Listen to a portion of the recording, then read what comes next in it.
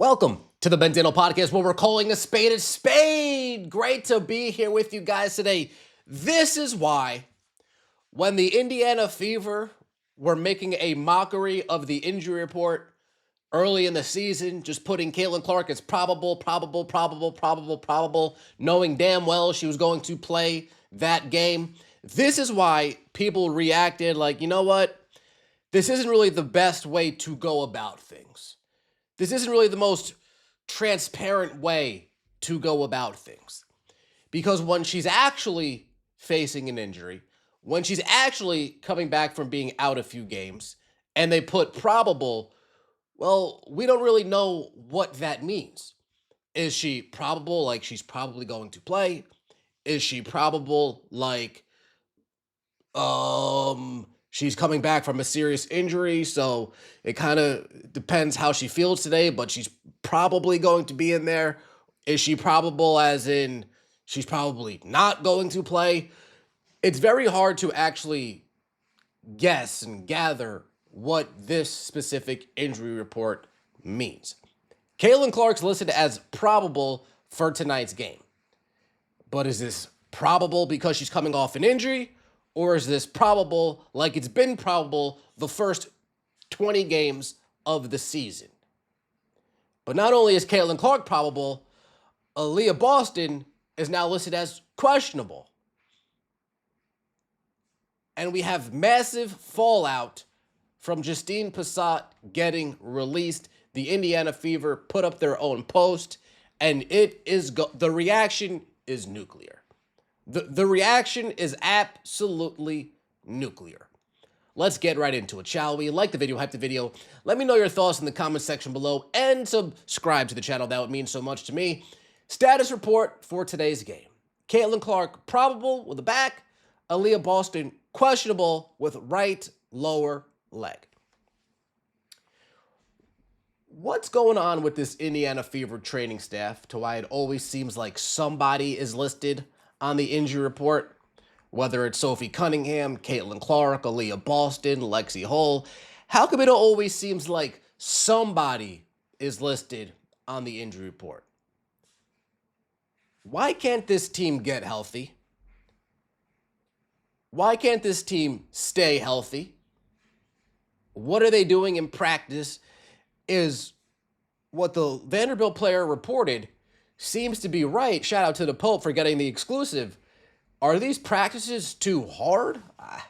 I hate to even say that. I feel like a snowflake even saying that. But are these practices too hard? Are they running these players too much into the ground?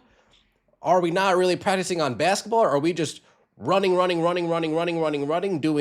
cardio and endurance work? And I'm not sure, but it doesn't seem good, whatever's taking place over there at Indiana Fever practices.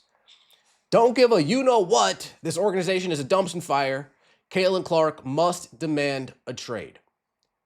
Once again, it should say Caitlin Clark is out probably due to back because the Fever organization and Stephanie White don't have her back. Caitlin's back has to be sore carrying around the entire Indiana Fever franchise. Hey, I hope Caitlin Clark plays today. The venue will be open if Caitlin Clark plays today. Between today's game and the Phoenix Mercury game tomorrow, today would be the day that I would bring her back to action and then sit her for the Phoenix Mercury game. If they do play her for a back-to-back, well, then I'm asking, then I'm saying, okay, so we're good to go. We're finally healthy. We're finally back to playing back-to-backs, ready to go. Mick Talks Hoops, he brought up a point and said, I don't think any of these players are going to play a back-to-back between Caitlin Clark or Aliyah Boston. You're going to get one game, you're going to get the other game, which is pretty ironic because the player who is going to play back-to-backs, the player who isn't on any type of minutes restriction, the player who always is allowed to play the most minutes in the games, Kelsey Mitchell, she's the player whose body actually broke down last year in the playoffs.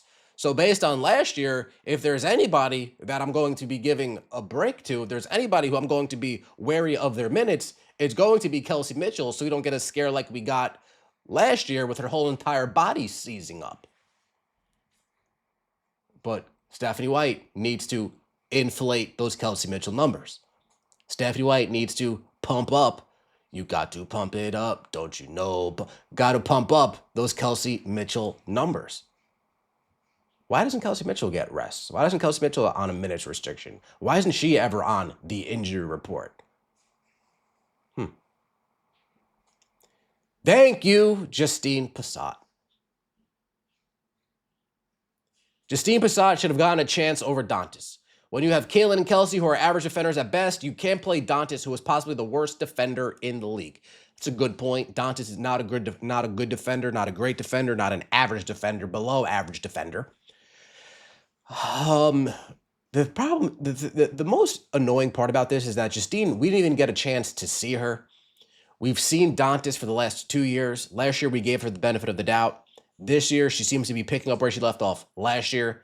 2024 is the year that seems to be the anomaly. Move on from Dantas. Why are we just focused on the now?